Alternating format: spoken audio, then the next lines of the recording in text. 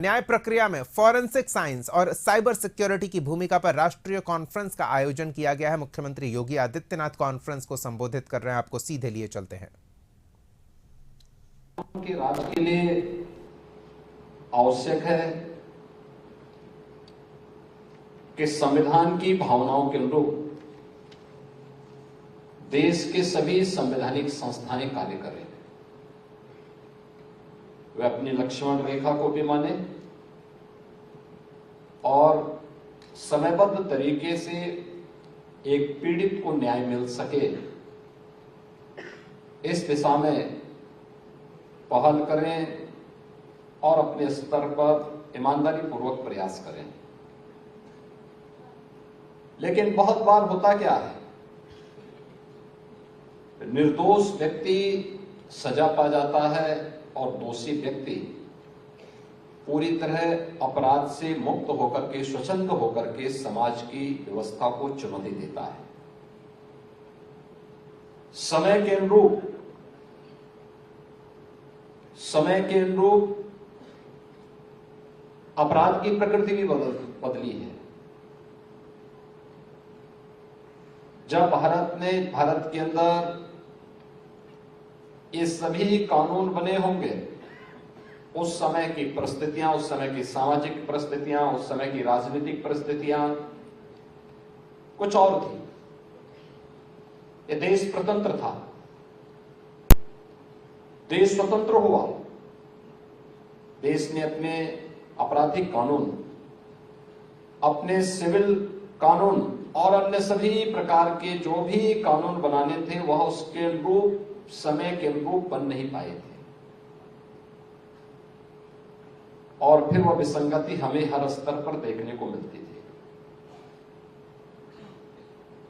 भारत के संविधान ने भारत के हर नागरिक को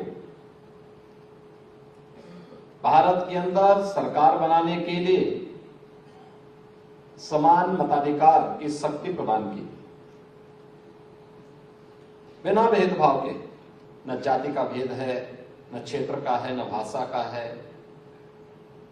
न लिंग का है, किसी भी प्रकार का कोई भेदभाव नहीं है।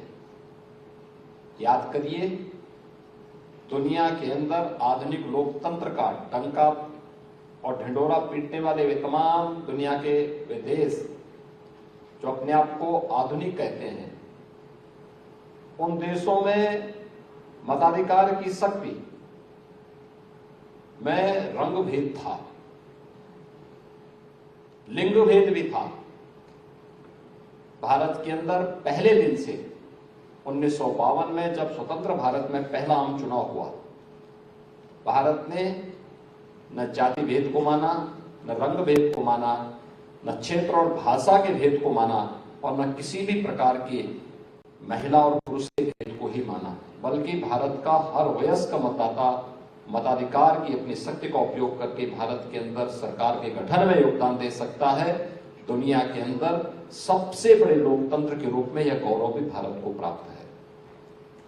अगर भारत ने यह ताकत भारत के प्रत्येक नागरिक को दी है, तो फिर भारत के हर नागरिक के साथ जो ताकत है, उसको समान रूप से न्याय प्राप्त करने का भी अधिकार होना चाहिए।